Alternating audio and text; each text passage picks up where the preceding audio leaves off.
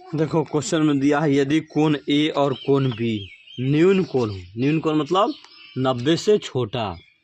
90 से छोटा कोण को क्या बोलेंगे? न्यून कोण। जहाँ कोस ए बराबर कोस बी, तो दिखाइए कि कोण ए बराबर कोण बी। क्वेश्चन में तुम्हारा दिया है कि कोस ए बराबर कोस बी। कोस ए और कोस बी का मान बराबर है। कोस ए और कोस बी का मान बराबर है।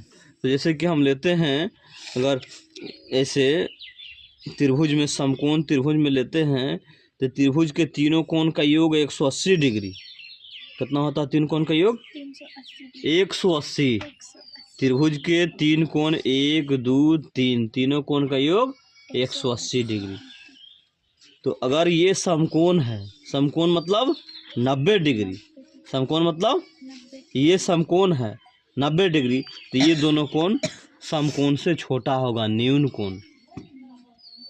तीनों को जोड़ेंगे तो कितना होगा? 180। ये अकेले 90 डिग्री है, तो ये दोनों कोण का मान 90 से छोटा होगा तब ना 180 होगा। तो ये त्रिभुज में एगो समकोण रहेगा तो दूगो क्या होगा? न्यून कोण रहेगा। दूगो क्या होगा?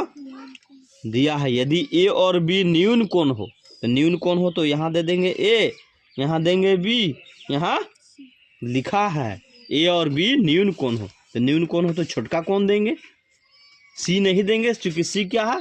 समकोण। सी क्या है? समकोण। तो ये दे दिए। अब यहाँ तुम्हारा क्वेश्चन में दिया है कोस ए बराबर कोस बी। कोस ए, ए मतलब क्या? एंगल। कहाँ है ए? भुजा में देखो, यहाँ है ए, है ना?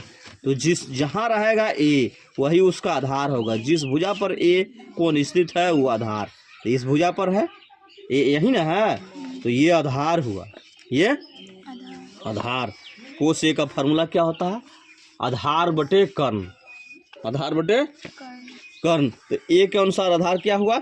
ये ए सी। आधार कितना हुआ? ए सी। और कर्ण कभी भी नहीं बदलता है। 90 डिग्री के सामने वाला भुजा हमेशा कर्ण होता है, हाइपोटेनियस। कर्ण कभी भी नहीं बदलता है। त्रिभुज में सबसे लंबा भुजा कर्ण है। सबसे लंबा भुजा लंब।